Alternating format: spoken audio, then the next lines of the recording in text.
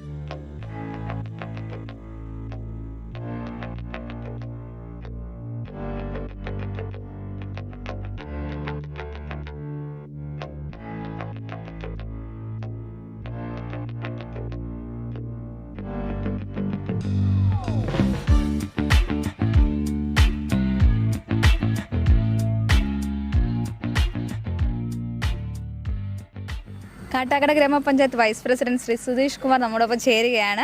അപ്പോൾ നമ്മുടെ സെക്രട്ടറിയെ പറ്റി വൈസിന് എന്താണ് പറയാനുള്ളത്? സെക്രട്ടറിയെക്കുറിച്ച് പറയുകയാണെങ്കിൽ നമ്മൾ ഭരണസമിതിയിലേക്ക് വന്നിട്ട് കുറച്ച് നാളുകളെ ആയിട്ടുള്ളൂ, ഏകദേശം 6 മാസം. പക്ഷേ എങ്കിലും സെക്രട്ടറി നമുക്ക് വളരെ നല്ല ഒരു സപ്പോർട്ടാണ്. നമ്മുടെ പ്രവർത്തനങ്ങളിലെല്ലാം സാറ് നല്ല അറിവോടുകൂടി കാര്യങ്ങളെല്ലാം നമുക്ക് പറഞ്ഞു തരുന്നുണ്ട്. പിന്നെ നമ്മുടെ പ്രവർത്തനങ്ങളെല്ലാം വളരെ മുന്നോട്ട് പോകുന്ന തരത്തിലേക്കാണ്. സാറിൻ്റെ നല്ലൊരു പ്രചോദനമാണ് നമുക്ക് ഉണ്ടാക്കിയിട്ടുള്ളത്.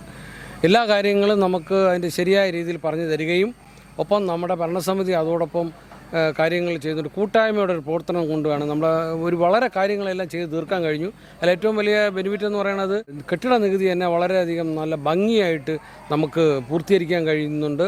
അതുപോലെ തന്നെ തൊഴിലുറപ്പിൻ്റെ തന്നെ തൊഴിലാളികൾക്ക് 100% ജോലി നമുക്ക് കൊടുക്കാൻ കഴിയുന്നുണ്ട്. അത്തരത്തിലുള്ള നല്ല മികച്ച പ്രവർത്തനമാണ് നമുക്ക് കാഴ്ചവെക്കാൻ കഴിഞ്ഞത്. സാറ് നല്ല സപ്പോർട്ടായിരുന്നു. നമ്മുടെ ഇന്നത്തെ ഫംഗ്ഷൻ്റെ താരം നമ്മുടെ കാട്ടാക്കട ഗ്രാമപഞ്ചായത്ത് സെക്രട്ടറി സുരേഷ് കുമാർ സാർ നമ്മോടൊപ്പം ഉണ്ട്. സാറിൻ്റെ 28 വർഷത്തെ ഔദ്യോഗിക ജീവിതത്തെക്കുറിച്ചും ഈ റിട്ടയർമെൻറ്റിലെ ഈ നിമിഷങ്ങളുടെ എക്സ്പീരിയൻസിനെ പറ്റിയും അദ്ദേഹം നമ്മോട് പങ്കുവയ്ക്കും. എന്തായാലും വളരെ സന്തോഷമാണ്. എൻ്റെ ആ ഒരു സർവീസ്, അതായത് തദ്ദേശ സ്വയംഭരണ വകുപ്പിനകത്ത് ഉള്ള സർവീസ്, അത് വളരെ സംഭവബഹുലമാണ്. കാരണം ഞാൻ സർവീസിൽ കയറുന്നത് ബ്ലോക്ക് പഞ്ചായത്ത് ഓഫീസിൽ ക്ലർക്കായിട്ടാണ് സർവീസിൽ കയറുന്നത്. മലപ്പുറം ജില്ലയിലെ കുറ്റിപ്പുറം ബ്ലോക്ക് പഞ്ചായത്തിലാണ്. അവിടെ നിന്ന് ഞാൻ പഞ്ചായത്ത് വകുപ്പിൻ്റെ ജില്ലാതല ഓഫീസ് ആയ അന്ന് DDP ഓഫീസാണ്, ഇന്നത്തെ JD ഓഫീസ്, അവിടെ വർക്ക് ചെയ്തു. അത് കഴിഞ്ഞിട്ട് ഞാൻ ആരോഗ്യ വകുപ്പിൻ്റെ കീഴിലുള്ള KHRWS എന്ന് പറയുന്ന സ്ഥാപനത്തിൽ ഡെപ്യൂട്ടേഷൻ വ്യവസ്ഥയിൽ ജോലി ചെയ്തു. ദെൻ ഞാൻ മറ്റൊരു ബോർഡിൽ ഞാൻ ജോലി ചെയ്തു. അത് കഴിഞ്ഞിട്ട് ഗ്രാമപഞ്ചായത്തിൽ കുറച്ചു കാലം ജോലി ചെയ്ത ശേഷം തിരിച്ച് ഞാൻ 12 വർഷത്തോളം നമ്മുടെ വകുപ്പിൻ്റെ സംസ്ഥാനതല ഓഫീസായ ഡയറക്ടറേറ്റിലായിരുന്നു ജോലി ചെയ്തിരുന്നത്. അങ്ങനെ ആ സംസ്ഥാനതല ഓഫീസിൽ ജോലി ചെയ്തപ്പോൾ എനിക്ക് എൻ്റെ ആ സർവീസ് കരിയറിൽ തന്നെ വളരെയധികം മാറ്റങ്ങളാണ് ഉണ്ടാക്കാൻ കഴിഞ്ഞത്. കാരണം ഒരു 9 സീനിയറായ IAS ഓഫീസർമാരോടൊപ്പം അവരോട് ചേർന്ന് നിന്നുകൊണ്ട് ജോലി ചെയ്യാൻ കഴിഞ്ഞു എന്നുള്ളതാണ് ഏറ്റവും സന്തോഷകരമായ എൻ്റെ ഒരു സർവീസ് കരിയറിലെ അനുഭവം. കാരണം ഞാൻ ഇന്ന് ഈ സംസ്ഥാന തലത്തിൽ നടക്കുന്ന മീറ്റിങ്ങുകൾ, മിനിസ്റ്റേഴ്സിൻ്റെ മീറ്റിംഗ്, ഈ ഒത്തിരി, അതായത് ഈ 12 വർഷത്തിനിടയിൽ ഒരു 10-100ഓളം മീറ്റിങ്ങുകളിൽ, സർക്കാർ തലത്തിലുള്ള മീറ്റിങ്ങുകളിൽ ബഹുമാനപ്പെട്ട ഡയറക്ടർമാരോടൊപ്പം സീനിയർ IAS ഓഫീസർമാരായ ഡയറക്ടർമാരോടൊപ്പം പങ്കെടുക്കാൻ കഴിഞ്ഞു. വലിയൊരു അനുഭവമായിരുന്നു. നമ്മൾ മുകൾ തട്ടിലുള്ള ഓഫീസിൽ ജോലി ചെയ്യുമ്പോൾ നമുക്ക് കിട്ടുന്ന അനുഭവങ്ങൾ നമ്മൾ താഴെ തട്ടിലുള്ള ഗ്രാമപഞ്ചായത്തിലേക്കൊക്കെ എത്തുമ്പോൾ അത് വളരെയധികം നമുക്ക് പ്രയോജനം ചെയ്യും എന്നുള്ളത് എനിക്ക് ഗ്രാമപഞ്ചായത്തിൽ ജോലി ചെയ്തപ്പോൾ എനിക്ക് മനസ്സിലായി. ഞാൻ സെക്രട്ടറി തസ്തികയിലെത്തിയതിന് ശേഷം പാലക്കാട് ജില്ലയിലെ തിരുവേഗപ്പുറ ഗ്രാമപഞ്ചായത്ത്, കോട്ടയം ജില്ലയിലെ അയർക്കുന്നം ഗ്രാമപഞ്ചായത്ത്, ദെൻ നമ്മളെ കാട്ടാക്കട ഗ്രാമപഞ്ചായത്തിൽ 3 വർഷം തികയാൻ പോകുന്നു. ഇവിടുന്നാണ് ഞാൻ ഈ മെയ് 31 റിട്ടയർ ചെയ്യാൻ പോകുന്നത്. അപ്പോൾ എന്തായാലും ഈ ഗ്രാമപഞ്ചായത്തിനെ സംബന്ധിച്ച് എനിക്ക് ഒട്ടനവധി ആൾക്കാരുടെ പ്രശ്നങ്ങൾ പരിഹരിക്കാനായിട്ട്, നിയമത്തിനകത്ത് നിന്നുകൊണ്ട് പരിഹരിക്കാനായിട്ട് കഴിഞ്ഞിട്ടുണ്ട് എന്നുള്ളതാണ്. ഇപ്പോൾ കാട്ടാക്കട ഗ്രാമപഞ്ചായത്തിനെ സംബന്ധിച്ച് നഗര സ്വഭാവമുള്ള ഒരു ഗ്രാമപഞ്ചായത്താണ്. പലപ്പോഴും എന്ത് ചെയ്യത്തില്ല, സാധാരണഗതിയിലുള്ള ഉദ്യോഗസ്ഥരൊന്നും വരാൻ മടിക്കുന്ന ഒരു സ്റ്റേഷനാണ്. അതായത് വലിയ തിരക്കും അതേപോലെ തന്നെ ഒട്ടനവധി പ്രശ്നങ്ങളും ഒക്കെ ഉള്ള പഞ്ചായത്താണ്. പക്ഷേ എന്നെ സംബന്ധിച്ച് എനിക്ക് ഒരു തരത്തിലുള്ള ഒരു ആശങ്കയോ വിഷയങ്ങളോ എനിക്കുണ്ടായിട്ടില്ല. ജോലി എന്ന് പറയുന്നത് നമുക്ക് ചെയ്യാം, പക്ഷേ മാനസിക സമ്മർദ്ദം ഉണ്ടായിക്കഴിഞ്ഞാൽ നമുക്ക് ഏത് ജോലിയും മുന്നോട്ട് കൊണ്ടുപോകാൻ കഴിയത്തില്ല. പക്ഷേ ഇവിടെയുള്ള ഒരു ഭരണസമിതി, ഞാനത് പിന്നെ ആദ്യമുണ്ടായിരുന്ന ഭരണസമിതി, അതായത് ഈ 2020-25 ഭരണസമിതിയും അതോടൊപ്പം ഇപ്പോൾ നിലവിലുള്ള ഭരണസമിതിയും, ഈ 2 ഭരണസമിതിയെയും ഞാൻ എൻ്റെ നെഞ്ചിലേറ്റുകയാണ്. കാരണം അവർ അതിനകത്ത് വിവിധ അത് അവരുടേതാണ്. രാഷ്ട്രീയ കക്ഷികൾ എന്ന് പറയുമ്പോൾ തിരഞ്ഞെടുപ്പിൽ രാഷ്ട്രീയമായിട്ട് അവർ മത്സരിക്കും, അവർ വരും. അവർ വന്നു കഴിഞ്ഞാൽ നമ്മുടെ നിയമപ്രകാരം പഞ്ചായത്തി രാജ് ആക്ട് പ്രകാരം ഭരണപക്ഷമോ പ്രതിപക്ഷമോ ഇല്ല. ഇത്രയ്ക്ക് വളരെ തോളോട് തോൾ ചേർന്ന് നിൽക്കുന്ന ഒരു ഭരണസമിതിയെ, അത് മുൻ ഭരണസമിതി ആയാലും ഈ ഭരണസമിതി ആയാലും ഞാൻ എൻ്റെ സർവീസിൽ ഞാൻ ഒരിടത്തും ഞാൻ കണ്ടിട്ടില്ല. കാരണം പഞ്ചായത്തിൻ്റെ എൻ്റെ എക്സ്പീരിയൻസ് ഞാൻ പറഞ്ഞില്ലേ, തിരുവേഗപ്പുറ, അയർകുന്നം, ആറന്മുള, വാത്തിക്കുടി, ചെമ്മരുതി, ഇങ്ങനെ ഒട്ടനവധി 16ാമത്തെ സ്റ്റേഷനാണ് എൻ്റെ ഇത്. അപ്പോൾ ഇവിടെയൊക്കെ ഞാൻ കണ്ടു. അവിടെ ഒന്നും കാണാത്ത ഒരു ഐക്യം. ഞാൻ ഇവിടെ നിന്ന് റിട്ടയർ ചെയ്ത് പോകുന്നതുകൊണ്ട് പറയുന്നതല്ല, ഞാനിപ്പോൾ താമസിക്കുന്ന നാടായതുകൊണ്ട് ഞാൻ പറയുന്നതല്ല. കാരണം എൻ്റെ മനസ്സിൽ എപ്പോഴും എനിക്ക് ഒരിക്കലും എൻ്റെ ജീവിതകാലത്തിൽ എനിക്ക് മറക്കാൻ കഴിയാത്ത ഒന്നാണ് കാട്ടാക്കട ഗ്രാമപഞ്ചായത്തിലെ എൻ്റെ സർവീസ്. സത്യം അത്രയ്ക്ക് മാനസികമായ ഒരു സന്തോഷം എനിക്കുണ്ട്. ഞാൻ വളരെ സന്തോഷത്തോടു കൂടി തന്നെയാണ് ഞാനിവിടെ നിന്ന് റിട്ടയർ ചെയ്ത് പോകുന്നത്. ഒരു നല്ല ഭരണസമിതി, നല്ല കുറച്ച് ജീവനക്കാർ, നല്ല ഒരു വിദ്യാസമ്പന്നരായ ജനവിഭാഗം. എന്നാൽ നമ്മളൊരു കാര്യം പറഞ്ഞാൽ അത് ഉൾക്കൊള്ളാനും അതനുസരിച്ച് പ്രതികരിക്കുകയും ചെയ്യുന്ന ഒരു ജനവിഭാഗം. ഇതൊക്കെ ഒരു ഉദ്യോഗസ്ഥനെ സംബന്ധിച്ച് അതൊക്കെ കിട്ടുക, അതൊക്കെ അനുഭവിക്കാൻ കഴിയുക എന്ന് പറയുന്നത് ജീവിതത്തിലെ ഏറ്റവും വലിയൊരു കാര്യമായിട്ട് ഞാൻ കരുതുന്നു.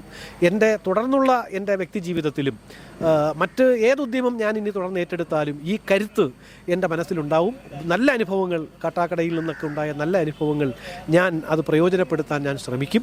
എന്തായാലും എൻ്റെ പ്രിയപ്പെട്ട ഭരണസമിതിക്കും എൻ്റെ ജീവനക്കാർക്കും ഞാൻ ഹൃദ്യമായ അഭിനന്ദനങ്ങൾ അർപ്പിക്കുകയാണ്. എൻ്റെ സ്നേഹം, എൻ്റെ എന്തെങ്കിലും സഹായം ഇവർക്ക് ഏത് സമയം ആവശ്യമുണ്ടെങ്കിലും, കാരണം നമുക്ക് നമ്മളുടേതായ ഒരു അറിവിൻ്റെ ഒരു പരിധിയുണ്ട്. ഇപ്പം ഈ ലോകത്ത് അറിഞ്ഞൂടാത്ത കാര്യമൊന്നുമില്ല. ഒരാൾ ഇപ്പോൾ അറിഞ്ഞൂടാത്ത ഒരു കാര്യം ചോദിക്കുകയാണെങ്കിൽ നമുക്കത് അറിവുള്ളവരോട് ചോദിച്ച് മനസ്സിലാക്കിയിട്ട് ചോദിക്കുന്ന ആളിന് പറഞ്ഞു കൊടുക്കാൻ കഴിയണം. ആ രീതിയിൽ വർക്കൗട്ട് ചെയ്യുന്ന ഒരാളാണ് ഞാൻ. എല്ലാം ഞാൻ അറിയുന്നവനല്ല.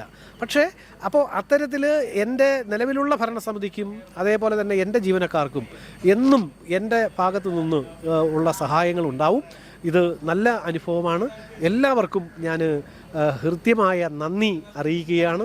എൻ്റെ ഹൃദയത്തിൽ നിന്നുള്ള നന്ദി അറിയിക്കുന്നു. വളരെ സന്തോഷത്തോടു കൂടിയാണ് റിട്ടയർ ചെയ്യുന്നത്. കാരണം നമുക്കറിയാം, നമ്മുടെ സർവീസ് കയറുമ്പം തന്നെ നമുക്കൊരു റിട്ടയർമെൻറ്റ് ഡേറ്റ് ഉണ്ട്. അത് നമുക്ക് മാറ്റാൻ കഴിയത്തില്ലല്ലോ. ആ ഡേറ്റ് നമ്മൾ പോകണം. കാരണം എൻ്റെ മകളുണ്ട്. എൻ്റെ മകളിപ്പോൾ BSc അഗ്രികൾച്ചറിന് പഠിച്ചുകൊണ്ടിരിക്കുകയാണ്. ഞങ്ങളെപ്പോലുള്ള റിട്ടയർ ചെയ്ത് പോകുമ്പോഴാണ് അവർക്ക് സർവീസിലോട്ട് കയറാൻ കഴിയുക. അല്ലാതെ മരണം വരെ ഒരാൾ സർവീസ് ചെയ്തെന്ന് കഴിഞ്ഞാൽ അത് പറ്റത്തില്ലല്ലോ. അപ്പോൾ എന്തായാലും അത് പിൻതലമുറയും ഈ സ്ഥാനങ്ങളിലേക്ക് വരണം. അത് PSC അപ്പോയിൻമെൻറ്റ് വഴി അവർ വരും. അപ്പോൾ നമ്മൾ എന്ത് ചെയ്യണം? നമ്മളിപ്പോൾ എന്തായാലും 10-28 കൊല്ലം സർക്കാരിനെ സേവിച്ചു, നല്ല ഒരു വരുമാനമുണ്ട്, ഇനി ഒരു പെൻഷൻ കിട്ടും. ഇതൊക്കെ തന്നെ വളരെ നല്ല ഒരു കാര്യമാണ്. അല്ലാതെ ഇതിനകത്ത് എത്രയോ പേര്, ഞാൻ സ്കൂൾ വിദ്യാഭ്യാസമൊക്കെ നടത്തുന്ന സമയത്ത് എന്നെക്കാളും വളരെ ബ്രില്യൻ്റായിട്ട് പഠിക്കുന്ന, ഞങ്ങളൊക്കെ അസൂയോടുകൂടെ നോക്കിയിരുന്ന പല ആൾക്കാർക്കും ഇന്ന് ജോലിയില്ലാതെ നടക്കുന്നത് എൻ്റെ ശ്രദ്ധയിൽപ്പെട്ടിട്ടുണ്ട്. സ്വകാര്യ സ്ഥാപനങ്ങളിലും മറ്റുമൊക്കെ ജോലിയില്ലാതെ നടക്കുന്നത് കണ്ടിട്ടുണ്ട്. അപ്പോൾ ദൈവം കൂടെ, നമ്മുടെ ഹാർഡ് വർക്ക് ഉണ്ട്, അതോടൊപ്പം ദൈവവും തന്ന ഒരു അനുഗ്രഹമാണ് ഈ തൊഴിൽ. അത് ഒരു പരിക്കുമില്ലാതെ ഒരു തരത്തിലുള്ള ആശങ്കയുമില്ലാതെ ആരുടെ മുന്നിലും തലകുനിക്കാതെ ഒരു കാരണം കാണിക്കൽ നോട്ടീസോ ഒരു ചാർജ് മെമ്മോയോ അതിൻ്റെ മറുപടിയോ ഒരു കേസോ വഴക്കോ ഒന്നുമില്ലാതെ അവസാനിപ്പിക്കാൻ കഴിഞ്ഞു എന്നുള്ളത് ഏറ്റവും ദൈവത്തോട് നന്ദി പറയുന്നു. എന്നെ ചേർത്ത് പിടിച്ച എൻ്റെ മേലുദ്യോഗസ്ഥരോടും എൻ്റെ ജനപ്രതിനിധികളോടും ഒക്കെ ഞാൻ ഈ അവസരത്തിൽ നന്ദി അറിയിക്കുകയാണ്. ഓക്കെ, സാറിൻ്റെ തുടർന്നുള്ള ജീവിതത്തിന് എല്ലാവിധ ഭാവങ്ങളും. Thank you sir. Okay. Retirement ഫംഗ്ഷൻ്റെ കാഴ്ചകൾ എല്ലാവർക്കും ഇഷ്ടമായെന്ന് കരുതുന്നു. മറ്റൊരു പുതുമയാർന്ന കാഴ്ചയുമായി നമുക്ക് വീണ്ടും കാണാം. അതുവരെ സൈനിങ് ഓഫ് അനഘ.